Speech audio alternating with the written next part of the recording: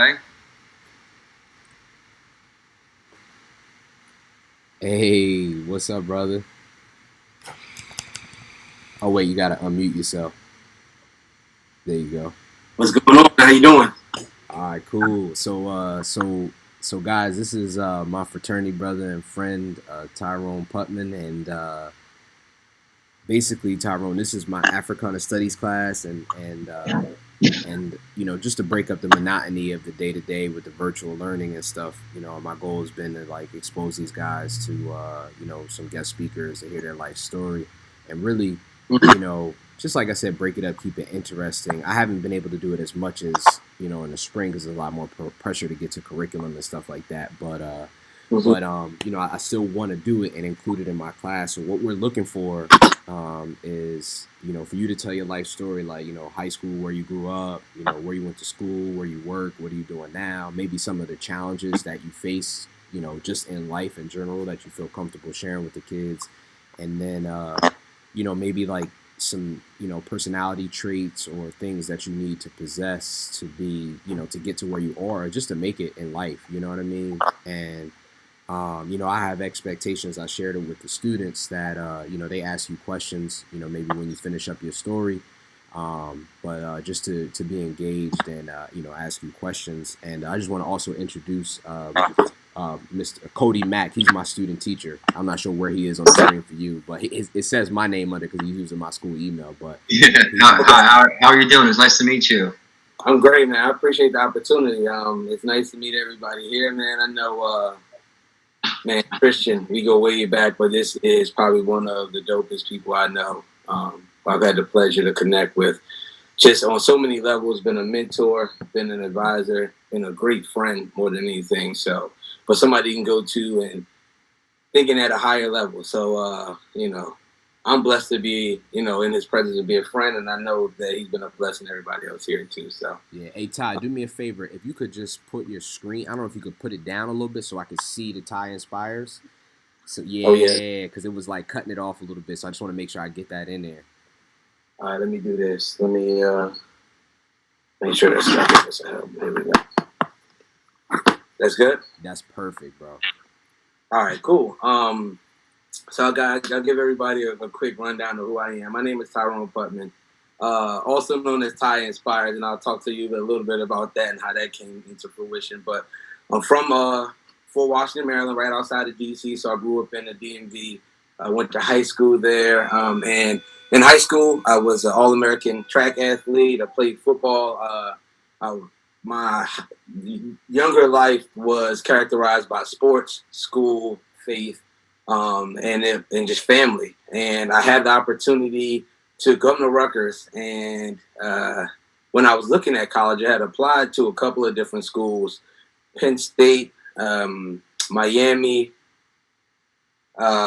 Princeton. I got into Howard, Rutgers, and I think University of Maryland. And I got into all the schools that I applied for, but it was something about Rutgers and the opportunities I can get going there that made me selected. So I came to Rutgers, played football there. I ran track there.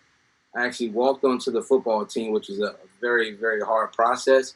But I kind of earned my stripes, and that's kind of the person I've been my whole life. Where, hey, listen, you got to do the work if you want the results. And I was able to build out a great legacy there, meet some really cool people. Got to join the greatest fraternity in the world, the Omega Psi Phi Fraternity Incorporated. And it put me around such dope people. People that were thinking at a higher level. And it wasn't even a question. Some people asked me why I joined. I think it was a lot of, just some of the things that I saw, but it was when I connected with the young men on campus, Trishan especially. We had similar ways of looking at life and thinking. We had similar values. It was just one of those things like, oh, okay, these group of men can help make me better.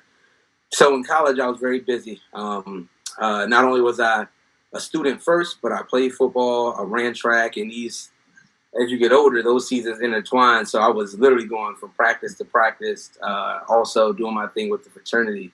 So it was very busy, but I was able to really hone in on my time management skills. And I'll talk about that in a little bit because I think a lot of us struggle with just leveraging our time the best way. to get the best results. So I had to get really good at that really quickly. And I finished Rutgers. I ended up staying an extra year for my 5th year of sports, but I also got my master's in that time. So during that time, I was working full time. I want to say 7 to 6 p.m. I will leave and go to class from 7 p.m. to 10 p.m. and do that every single day. Just on the grind because, it's just a part of who I was. Finished that, ended up getting a job at Frito-Lay. So, you like Cheetos, Fritos, Doritos, Lay's, Funyuns, Ruffles, the whole thing. And it's been a dope experience ever since. I've been working here for about 6 to 7 years so far. I was living in New Jersey, ended up starting my MBA program, so I went back to school, and that was just on a whim. And I could talk more about that, but that was kind of just on a, if you put yourself in the right places, the right things happen. And I went and did my MBA. So I was working full time, and I was in my MBA, and I was, doing a lot, but, it kept me busy. So I finished my MBA. And like right as I was in the middle of my MBA program, I was doing my job, and I was doing it really well, but I wasn't seeing the progress. I was like, man, I'm about to quit. I'm about to go look at other jobs, and other people were looking at me. And I kind of, I'm pretty spiritual, so I kind of put it up in front of God, and I was like, look, I need you to make some things move and shake. God was like, all right, bet. Here's a job in Dallas, Texas. So I want you to move away from your family, your friends, everything you've known, and go start something new. And that's where I am now in Dallas, Texas, still working for Frito-Lay, but in a very high management role. And just to give some context too, I think it's career and then it's passion. And it's like, how do you couple your career and your passion? A lot of people, they just go to work. They work all day, and then they come home, and then they do something else, and they go to sleep. But it's how do you make time to chase your passion? How do you make time to really chase your purpose? Because each one of us has been tailor fit with a specific purpose. Like, you have a purpose. What that purpose is, only you can figure that out. And really only you can fulfill that purpose. But I remember I was 20. I was young, and I was making really, really good money. So let me rewind a little bit and how we all look at success. And I'm big on this terminology of redefine success in your own terms. So when I was in college, when I was in high school, I knew college was the next level. I was going to go play football, yada, yada, yada. The dream was always to go to the NFL. So cool. I went to college. I walked into the team. I earned my stripes. And then I had that opportunity to go play in the NFL, like work out and do those things. And I had teams calling me. And when that didn't last as long as I wanted it to, or that didn't happen the way I wanted it to, I had to reevaluate, like, hey, am I a success or am I a failure? Because I didn't attain this goal of what I was looking to do. Like, I wanted to, do it, like, be an all-star, all-pro, whatever. And that didn't happen. So now I'm at a stage in my life where I'm like, okay, so maybe I'm a failure because this one goal didn't happen. So in that space, I was like, well, that didn't happen. I'm not a failure. Let me redefine success. So then I started to redefine success. I was like, what makes somebody successful? Like, how do we define successful people? I thought about fame. I thought about, notoriety. I thought about power, titles. And then it came to me like money. Like, anybody who's successful, they got money. Like, I need to go get money. Like, if I get money, then I'm a success. So say no more. I know what I got to do. I'm going to go do it. So I went out and, I was blessed enough to get the job at Frito-Lay at that time. And I was making really, really, really good money at a really young age. And, I'm making more than, at that point, my parents made. And it was like, okay, like, I got this. But after about a year or two, there was still this void. There was still this feeling of like, yeah, I'm doing this, but I'm kind of on autopilot. Things aren't like, I'm not attacking life. Life is just kind of happening to me. And I was like, all right, I was almost to this point of depression, which is a big thing. And I didn't think was real when I was younger, but mental health is extremely important, even at a young age, because of the traumas that we face. We think they're normal, but I was like, man, I make a lot of money. I'm successful, but I didn't feel it. So I took one day and I was like, all right, I need to figure this out. I'm almost to the depressed place. Everybody else wants to be in my position, but I feel like I'm missing something. And I created this program based off of something I did in high school. And I went out and I It's called the Unplugged Experience. But I basically did a program where I kind of really started to think really introspectively, spent some time alone, detached from all my electronics and everybody else. And in that time, I was asking myself some really tough questions and really diving into the answers. And from that, I was walking home because I didn't have a phone or a car or anything. And I was like, all right, look, what do I need to be doing? And in that time, in that space, it came to me clear as day. Your purpose is to engage, empower, and encourage other people. Engage with them to make them feel comfortable, empower them to chase their dreams, and encourage them to continue along their journey. So I was like, dang, that's deep. How do I do that? Like now it's like, I know what I got to do. How do I do that? And came to me like, oh, you got to make these motivational videos. And I'm like, I'm not really a motivational speaker, but I'm a pretty positive person. So I'm telling one of my good friends, he's a business owner, I'm like, hey, I want to do these videos. I want to do these videos. And after a while, he was like, bro, like, I appreciate you telling me, but do something about it. Like, make the videos. So he challenged me to make 3 videos and post them. And I was not a social media person at all. So I went, made the videos. The first video I posted, I took my phone and I put it in my sock drawer because I was so nervous about the reaction that people would have. I didn't even want to see it. So I didn't even know what the reaction was until about an hour later when he called me like, hey, bro, do you see the traction that you're getting? And that was the first moment of me stepping into my purpose. And I think as you walk in your purpose, everything starts to manifest itself. And I know I'm using some words that are probably a little foreign, but as you start to do what you're supposed to do, as you start to tap into, yourself at a deeper level and why you're here, everything else just starts to happen. It just starts to make sense. You meet the right people, you're in the right places, you're just in the right environment, your energy is different, but it all kind of just starts to happen.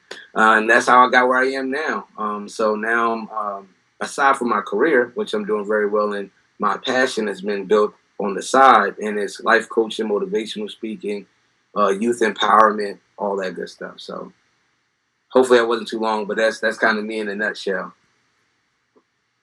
No, that was actually perfect, man. I was getting chills, man, because I've actually, I've been able to see, Tyrone grow, from the kid. He's just like a year or two younger than me. So like I was a sophomore, junior in college when he came in, and to see him grow. And, he was always a good person. He was never a knucklehead who transitioned. He was always a solid guy. But to see him grow, in terms of education, and then to see him grow professionally, and then this last thing to see him grow and kind of like evolve in his passion is it's just been amazing to witness. And I think, I just wanted to highlight something that he said that stuck out to me, guys, is that life gets mundane. Like you guys are right on the precipice of like, a solid 4 or 5 years where you're going to have a lot of fun because you're going to be 18, 19, 20, 21. You're going to be dating, hanging out, just having fun. But after that, when you get into the workforce, or it gets pretty mundane, and it gets to the point where it's like, man, what am I doing with myself? So chasing your passion and finding your passion is something that is, it's important. Mr. Mack. This is a side note, but Mr. Mack, something that he said that stuck out to me was like he makes it a point to spend time with his friends on Saturdays. Like to me, that's passion right there because life will get in the way of you spending time with your friends, So like for him to say that, he's like, nah, I get anxiety when I can't do it. I'm like, wow, that's cool, man, because I definitely allow life to get in the way sometimes. But I just wanted to say thank you. But now I want to, just jump on to you guys and see, who has questions and how can we dig this conversation a little bit deeper. So I'm actually going to pick on Jaden. Man, Jaden is an athlete. Jaden, you have any questions? You guys said that you went to Dallas, Texas, and you had to move from your family. How hard was that? That's a good question, man. First off, what sport you play? Basketball. Okay, solid. Continue to leverage that as a tool to build other things. You know what I mean? Sports is great. It teaches you a lot, but it gives you opportunity. Just like money gives you opportunity to do other things. Money doesn't make you happy, but it gives you the opportunity to do other things. To that point, Dallas, man, it was rough, bro. I'm gonna keep it 100 with you, man. Like that, I'm a pretty tough dude, but I remember one night I was recording this podcast and I'm talking on the podcast, and man, I just started crying, like weeping, and I don't cry for nothing. Like I'm good, but um, my family is my energy source. That's my recharge. That's my battery pack. That's what I care about the most. But I moved out here not knowing really anybody. Left all my friends. Left everything I was comfortable with. Stepped away from my family, and it was like, yo, just got to start fresh. But the benefit of it was a fresh start. You know what I mean? I got to instantly cut off all the distractions that weren't helping me build. I got to touch back in on the basics of who I was and what I love to do. But then at the same time, it was so uncomfortable. It was so uncomfortable that it forced me to grow. And I think so many times we fall into these comfort zones of schedules and routines. Like y'all are about to go to college. College is a very structured place, even though you have freedom. Like you got class, you typically have the same schedule or the same things to do that whole time. But when you graduate, like now you're in the real world where you got to build out your own structure. So I came out here with none of that, and it's been awesome to kind of build myself up out here. Now my family can travel. They never been to Texas. They never really been out the hood. So it's like now they can come here and see something different, experience something different. But more so, this is the most growth I've had as a man, or in my whole life in this time, because it forced me to get comfortable being uncomfortable. Man, that was pretty dope. Woo! I'll tell y'all, I admire him so much. I went to Plainfield High School. I went to Rutgers, which is 10 minutes away. Now I teach at Plainfield High School, and I live in Plainfield. So when people say that, I literally I'm like, man, it's a dream of mine one day to move somewhere. So when I hear that, and I know we've talked about this, Tyrone and I. So it's just crazy.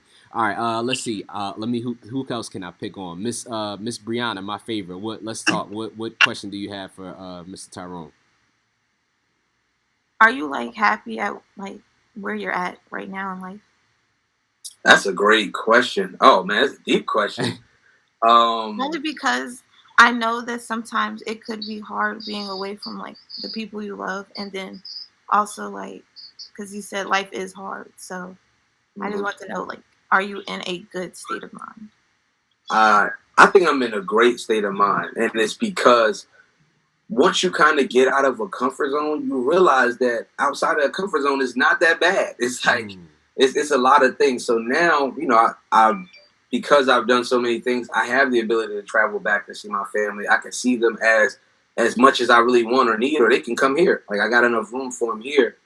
But like I said, I've grown so much in this space in this time, and I've realized that so many things were holding me back from growing, that I was holding on to back there. So some of the vices, some of the people, some of the things, like they were holding me back literally from growing into the person I'm supposed to be.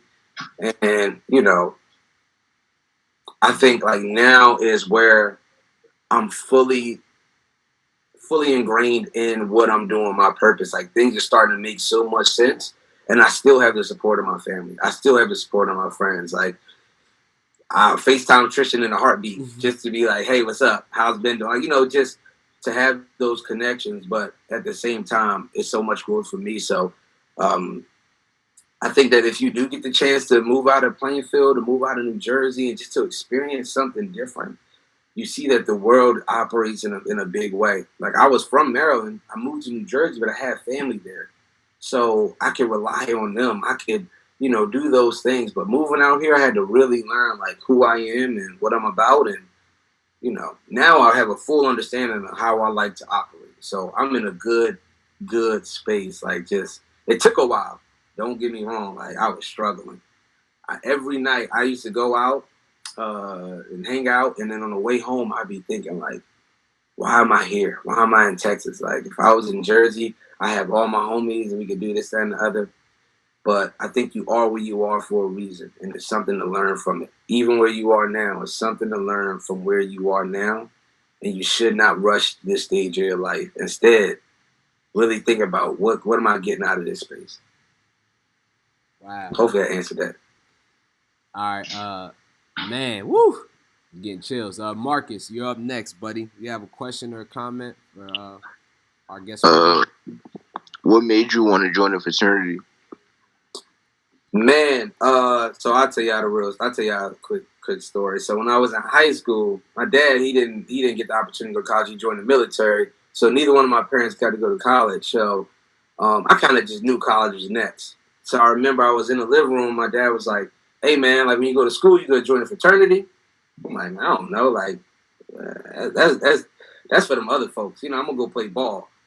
And I was like, so tell me about them. So he was like, yeah, man. So when you go there, there's the alphas, there's the kappas, and there's the Qs. Because he didn't go, so he don't know all of them. So he's like, the alphas, the kappas, and the Qs. So I'm like, okay, tell me about them. He's like, the alphas, they like the businessmen. They're a little nerdy, but, you know, they get their work done. I'm like, cool. Like the kappas, they like the pretty boys. So, you know, they get all the girls, da-da-da. They like real smooth. I'm like, dope. He like the Qs, man, they the wild party guys. All they want to do is party, party, party, and go crazy. And this is a real story. So I'm sitting there, 17 years old. I'm like, all right, man, well, you know, I like to party, so maybe I'll be a cute. And, you know, I think I look all right, so maybe I'll be a cappy, you know, pretty boy. And, you know, he like, man, it's going to be tough to do it. And I'm like, man, I can do it, whatever. So I go to school, and, you know, I'm really not looking for these fraternities. I'm looking for sports. And I'll never forget, and Trishan, you probably don't remember, but it was an event, and I forget which campus on. I'm going to give y'all a little insight to Trishan, but we in this event, and it's halfway through the event, and it's a very nice event. Halfway through the event, Trishan and all the Qs come in there wilding. I mean, disrupting the whole thing, acting a fool. And I'm like, yo, who are these dudes? And everybody in the event is like, nah, that's just them. That's just the Qs. They cool, whatever. So I'm like, nobody going to get mad at them for ruining this event? So Trishan, the lead one, I'm like, okay, cool. So I ended up having some really dope friends as a freshman who, to this day, Trisha can tell you, we thick. Like, these are my brothers. And we all ended up saying, like, oh, we interested in joining the same fraternity. But we was already so close. We hung out every single day. And then I had the pleasure of meeting some of the fraternity guys, Trisha and them. Like I said, the values are the same. The thought process is the same. We were men of, like, attainment. And in that mindset, it was like, oh, okay, like, this just fits. Like, I had met other fraternity people, but no, this fits. This doesn't feel like a stretch. It feels like something I'm supposed to do. And it just kind of, it worked out for the very best.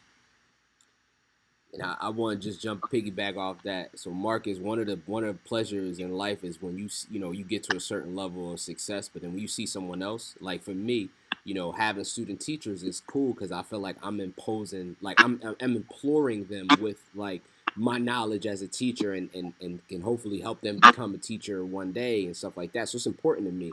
But one of the most beautiful things was, you know, seeing Tyrone's line. Like when you pledge with someone, it's called a line.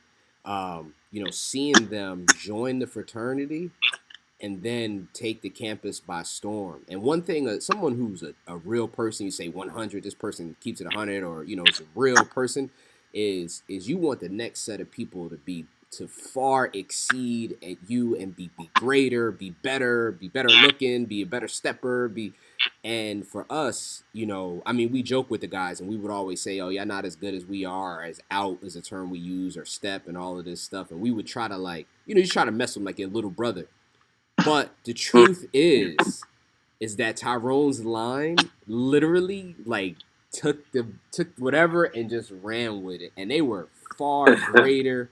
They, like, stepped better. They had more respect. They were more revered on campus than my line was. And it was just so fulfilling to see them kind of come in, grow, and then just literally obliterate any standards that we had set on campus.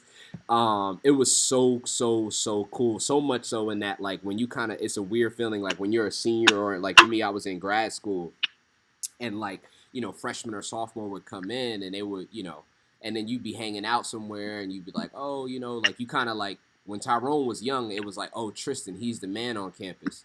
But then they're like, oh, yeah, Tyrone. You like, wait, what about Tristan? And they're like, nah, you like the old guy now. Like, these guys are like, these are like the new hotness. Like, you know what I mean? And so that feeling of seeing them just take the campus by storm and really just run Rutgers for 5 or 6 years was amazing. And they held the torch and they passed it on really well. So sorry, I get preachy and talky, but it's just been really cool to see, like I said, to see them kind of grow up and stuff like that in the fraternity. But who else can we pick on? My Asian. Go ahead. Sorry. Before we jump in there, I'll say this: like, whatever you like to do, whatever your passion is, you can do it all. I think a lot of people feel like you're pigeonholed into a certain space if you like a certain thing. Like, that was the one thing that really brought me to the Q's and like really made me feel comfortable. Like, I can be all of me and it's still cool. You know what I mean? Like, I used to be the wildest party dude, have fun. Like, yeah, I can do that. But also now I host prayer meetings in the morning. So it's like you can be all of who you are and it's cool. There's no, like, people are gonna like that. So continue to be you. Continue to tap into exactly what makes you you. Because I'll tell you, there is a lane for it. There is a lane for it. Aisha, you want to go ahead? What advice would you give us for when we start college? Oh, that's deep. That's deep. That's deep. I was thinking about this earlier. The decisions you make now have a direct impact on the things that you can and will do in the future. And that sounds heavy, but it's just really one thing my dad told me was like, be really big on the decisions that you make because the decisions kind of take you down different route paths, right? So just be very mindful of the decisions you make. Think through them. The people that you're around, the places that you go, the things that you start to dive into. The decisions that you make now have a major impact on what you do in the future. So often we make these knee-jerk decisions, like somebody said something or somebody asked to do something, like, oh yeah, cool, like, oh yeah, bet, all right, let's do it. And it's like, be very critical when you're thinking about the decisions that you make. I will also say it's never too early to get started on your purpose. It's never too early, it's never too late. Never too early. It's never too late. A lot of times we feel like we have to be at a certain level to start doing certain things. You don't. Just get started. Sometimes we feel like we're late and we missed the boat and now it's too late. No, you're not. Just get started. And I say that because your passion, your purpose is something that you need to figure out when you're younger because it makes it easier to chase it as you get older. It might be that you really love to do hair. Like, you great at it. Like, God has blessed you. You have this talent where you can do hair really quickly and you can do really dope styles. And it's like, you doing hair has a bigger purpose than you just doing hair or bringing money in your pocket. It prepares somebody else. It makes somebody else feel good. It makes their self-esteem go up. So you're inspiring those people. You're impacting those people. But you know that now. You know what you're good at. You know your talents. You know your passion. So it's like, why not dive into it now? Go to college, do hair in the dorm room, charge people a couple bucks. And then by the time you're done with school, by the time your junior year, maybe you got enough money to start to go to cosmetology school or to, start your own shop or do all those things. It's never too early and it's never too late to get started on your purpose. Start now. So those are the two things. Be mindful of your decisions. Who you're around, who you be with, where you spend your time, because who you spend your time with and where you spend your time influence who you are. And then it's just never too late or too early to start on your purpose. Start thinking about that now. There's a lot of people that wait till they're 40, 50 years old, and that's why they have like midlife crisis. But it's like they just figuring out then that, oh, I'm here for a reason. I'm telling you now, you're here for a reason. Tap into that, and I'm telling you, your whole energy will change. Wow, that's amazing. Hey, Mookie, are you there? Can I pick on you, brother? Can I go next? All right. Thomas said that? Yeah. You want to just go now? That ain't hear me. All right, yeah, I'll go now. All right. What would be your message to those who's like chasing a dream? I know usually it would be like never give up or like work hard, this and that, but like what would be your message? That's deep, man. So I'll tell you, like, you can't see it now, but on my walls, I have a bunch of affirmations, a bunch of things that are just that are just written on there exactly to what you're asking me. Like I literally have it written on the wall. Like one over here is be consistently consistent. Celebrate your wins. Your energy impacts your output. Victory is not always visible. Run through the smoke. Stop complaining and start changing. Like dream bigger. Like all these things that literally come through my head all day. And at the very base of it is start and never stop. Start and never stop. And that sounds really basic, but you hear people say, oh, you got to keep going. You got to do this. You got to do it. And those are true. But I think at the very foundation, whatever you want to do, you can do. So I think you have to see it for yourself. And when you see it for yourself, you have to see yourself in those positions. It's easy to dream those things up. You have to believe it. And that's the hard part. Like people will say they believe, but they really don't. But you got to really believe that you can attain it. And then you got to just put the work in. And that's really starting. Like where I am now and what I'm doing now is not the end. It's not where I want to be. But I wouldn't be where I am now if I didn't start. And I think we all have this thought of paralyzing perfection. Because we wanted to be so perfect, because we wanted to hit right away. Like say you making music, you want that song to hit and everybody love it. Because we're so focused on perfection, we're paralyzed. We don't get started. We don't do anything towards it. And sometimes you just got to start and learn and grow as you go. You got to make mistakes. You got to, figure out, oh, okay, bet that's a better way to do that. But at least I may have did it and it took me 2 hours this time. But next time I learned from it, and now it takes me 15 minutes. That's how businesses start. That's how everybody starts. And, you got to start. That's hard, but then never stopping. Because to Trishan's point, it gets mundane. It gets tough. It gets tedious. But you just got to keep being consistent. Keep being consistent. And I'm telling you, it will mold itself. If you start and you never stop, whatever you're trying to do will mold itself. You don't even got to do the molding. It's going to mold itself.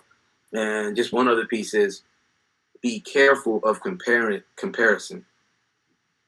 So often, you just got to stop comparing, because what we do in this digital age, you see other people doing things that you want to do, traveling, making a lot of money. Maybe they're a comedian and you want to be a comedian, but you see them selling out places. But what you got to realize is you see what they want you to see. You see the result of their hard work. A lot of those people spent 5, 10, 15 years with nobody coming to their shows, nobody paying attention to their music, nobody doing all those things, but they were consistently consistent, and that's what built it out. So be mindful of comparing where you are in your journey to where somebody else is in theirs. They may be at the end, or they may be closer to the end, and you can't compare step 1 to step 10. They step 10 is going to be at a more accelerated pace. So start and never stop, and then be mindful of comparing, man. I think those are the things that most people I talk with struggle with. That help? You guys are getting class grade A gems right now. This is like adult class right here. So you guys are getting stuff that's like, Roger, are you there? Can I pick on you, Roger?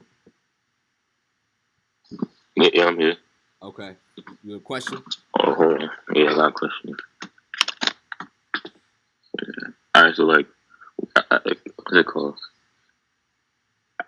What's that? How long did it take you to figure out what your passion is or purpose is? Man, 20-some years. I guess it's like, you just live in life, and it's really because you define a success by somebody else's definition, right? So, you want to grow up, be a doctor, be a lawyer, be all these things, because that's what everybody else tells you is the way to do, right? So, that's not the truth. Like, there's a lane for what you want to do. Be you. You have a purpose. Tap into that passion, right? If you fail, you need to pick up and do something else. Like, this is going to sound bad, but you can always go back and become a doctor. You can always go back and become, a lawyer. Like, those things don't have an age limit. They don't have chase your purpose, your passion, because that's going to be more fulfilling. A lot of lawyers and doctors right now, they were living other people's definition of success, and they miserable. but it's people that don't have as much money in their pocket or the titles that are extremely, extremely happy. So it took me a long time to really say, you know what? There's more to this thing than money. There's more to this thing than fame. There's more to this thing to making other people happy. I got to make myself happy. And then I started that process. And, once I started that process, once I got to that point, I did my unplugged experience. And for me, I think it was just a long time coming where I got wind of my purpose that day, like literally that day. And from there, I've been able to put that together and like really package it in a way where now I can do that for other people. So my life coaching things, I have clients now, which is crazy that I have clients now. Like that's lit. Like I got clients to say that, where I take them through the same process that I went through, and I can see the self-realization. I can see them growing and understanding, like, oh, dang, like, this might be my purpose. Let me tap into that. So I have specific programs and all these action items and plans that we do, and it's been extremely fruitful. But for me, it was a long time coming, but I had to switch my mindset. And then once I switched my mindset, it was instant. This is what I want you to do. Go do it. So once you start to really think about that and you're like, yo, what's my purpose? And you do some things to tap into it, it'll come to you pretty quick. I'll also say that purpose isn't a one-time thing. Purpose grows. So your purpose in this stage of your life may be to do this, but then in the next stage of your life, it may be to be a great father or a great mother. Like your purpose changes. So it's always a continued thing of just revealing that to yourself. Woo! Another gem. Let's see. Thomas went. Marcus went. Brianna, Myasia, Rakia. Did you have a question? How did you choose the college that you went to? Rutgers, man. I had some pretty good school. Like I said, Princeton was recruiting me heavy as Ivy League school. Miami was a fun school. Penn State was fun and it was growing. Maryland was right down the road. Howard, HBCU. I really picked Rutgers because that year I had a really good track season, and I remember seeing a coach at one of the track meets, and I was like, hey, I'm interested in going to Rutgers. Like, this is what I do. I literally walked up to him. He was like, oh, I'm not really a coach that can help you, but I'll tell somebody about you. So then ended up meeting the coach. They brought me for a visit. I'm like, I love it here. I really want to go to Rutgers because they had just had a really big season. They was ranked. Ray Rice was leaving, and I was like, well, it's my opportunity. I'll go in and take that spot, and I'll earn my way, and I'll be a superstar. So it's really about football. Quick story though. I never knew that. Yeah, that was the only reason. That's crazy. I never knew. I knew it was a good school, and my family was living. Some of my family was living in Jersey, so I knew I was that there. But quick story, I met this dude at this dinner. I was like a Washington Metropolitan, like a scholarship dinner. So I met this dude. He was turned up. He was drunk. He was wilding. I'm like, who is this dude? But we clicked. And he said his name was Larry Jones, and Tristan knows him very well. And he's talking big stuff. He like, and just in that time, he like, I work at admissions at Rutgers. So I'm like, man, he just talking. He just talking. And he was like, what's your name? Bet. Text me tomorrow your name. And I think when you're in the right place, the right things happen. Literally, I got my admission 3 days later. Like, it was like, you got into Rutgers. And I knew I was getting Rutgers either way, but it was like expedited. And that same dude, Larry Jones, is a part of the fraternity at Rutgers that I'm in. So it just plays forward that I joined the same fraternity he joined, not even really knowing. And just the bond and the friendship. And like I said, it just all connects. And you'll see the connection as you grow. But that's how I picked Rutgers. And it was a good school. I think we missed Mook. Mook, are you there? Do you have a question before we wrap things up?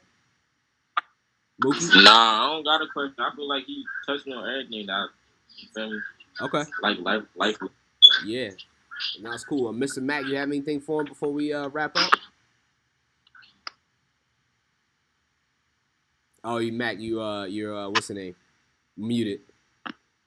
Sorry about that. There we go. I definitely want to say, man, you said a lot of good stuff today. You had me self-reflecting for a little bit there, man. You got me thinking, because like I don't know, I see you as a very brave person. Like you said, you've taken a lot of steps, made a lot of decisions, like big decisions, and like I definitely feel like I tend to hesitate sometimes when it comes to making decisions, I get scared. Like I tend to let that get in my way. Mhm. And listening to you talk, it just made me think. It makes me not want to be hesitant. Makes me not want to be scared. Makes me want to make those decisions. It's just I don't know. Like, well, I guess one thing I want to ask you is, what advice could you give someone like me, someone who has that little bit of fear factor, is a little bit scared to take that step? Yeah, man, that's a big piece, and a lot of people think that, I'm glad first off that you got that feel. That gave me chills that you got that feel, like and that it sparked that. But I really believe in faith over fear, and I think that in faith there is no fear. In faith there is no fear. Like if you're fully faithful, you can't have any fear. There's no space for it. So I think that it's a believing in you thing, and it's kind of betting on yourself.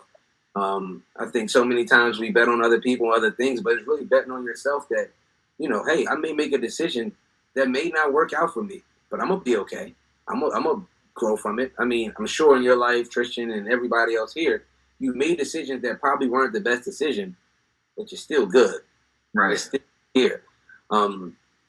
Also, you got one shot at this thing, right? I think we live so safe because we feel like, oh, I don't want to make the big mistake, or I have to set up for my kids, and the kids will be okay. Like the kids will find their way. Like that's a part of their life.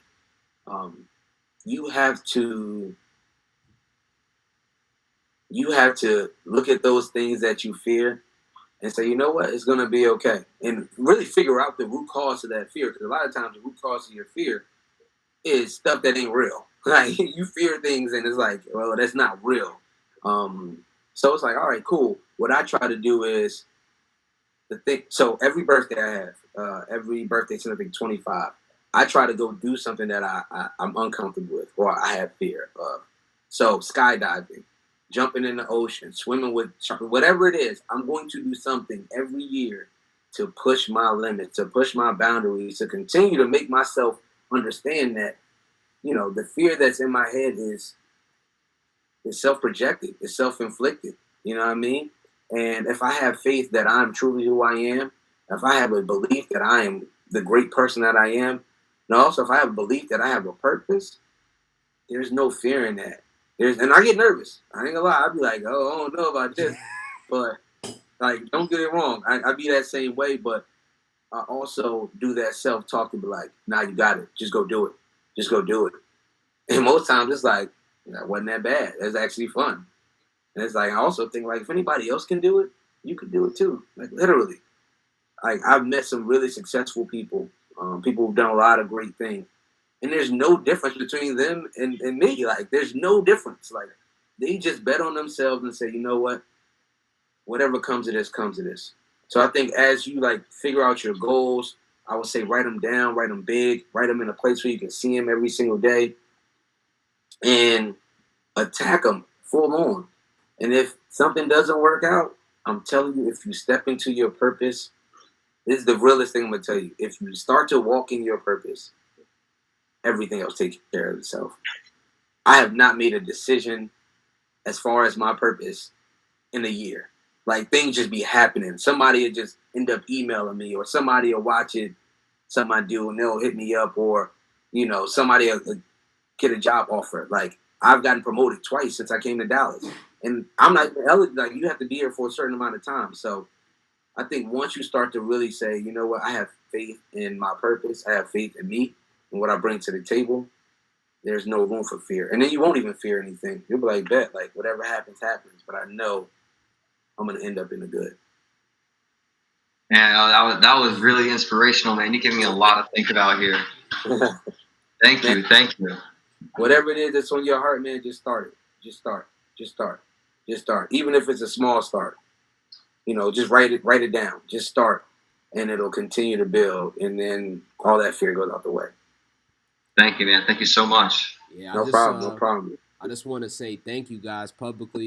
Thank you to Tyrone for coming on and sharing his story with you guys. I hope you took one thing from it. If you could change someone's life, or one person, or one quote, or one line, like, it's like you kind of you did your job in life. So man, I just want to say thank you, and I also want to say in front of you guys, I'm so proud of him. Like I said, he's a younger brother, but I look at him as an equal, and even really better than me. But it's just been so cool to see him grow and see him be a shining light. Like I'm like, I don't know about you guys, but I'm like, man, that's like a goal of mine to be as brave as he is. So I just want to say thank you, man. Thank you for spending this time and taking the time out to chat with my kids, man. And yeah, and Sure. it's awesome, man. I really